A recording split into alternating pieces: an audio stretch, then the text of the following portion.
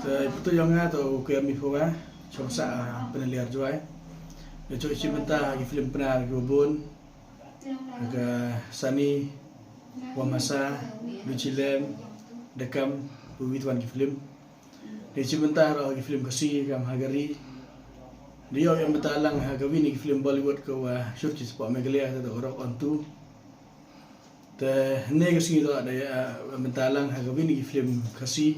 Ko Romeo and Rosie ko ada pemida lari sucian lang bak production dia oh te siasok which menta ko malari kam director te yolati ugi pajba le ya kerjaan lagi kenang wa ni cikmat ugi kam film apa kali kasih jantiai i nangku ban gi pos ki po ko boleh sebut karena yang tok ga warisa semer ngale sa ban lir ni kat kam la di yu ki jan ngale de buni ki film em badalai tangat te lam kam ong darap slam em di umi kam ki kam film ma dalai ki por bon ki por dalai kat te le man kam ni ki si yo chin nang ne ko wi ne ki film si ma tadi ila ki iwo em nang tau ki te sia komen kat wan sa do kat wan kat te wa dak sin man nang te yang yo yang ak yang sin ma kam ong la lai ki por bon Tadang ini yang mi biang sah, mi pakai biang mereka mau, teter ni boleh sebut.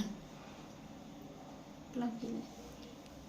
Kalau nggak kamu berarti jaga pilih masuknya, masa cangah penelia. Ikut gini ada.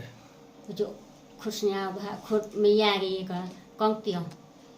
Tengah ada boleh film nak jadi dia kenjal lagi kakan dia mak apa dah dia mak lagi film. Kamu senyap piwa dia yok piwa cimta kan ni ka. Film kasih wa warna pok silong mah. Jadi mut mulai buat berkat mah senyap suk senyap komen sangat nawa kut pinya. Dalam dalam bakla atau sin menengkong jadi piwa cimta ya film kasih. Sin kong. Sin kong ni film kasih. Ta em bah awai yau ga. Yau hoi ga yau. Yau nak kucuk cuk cakmat. Nang yau. Boleh sebut.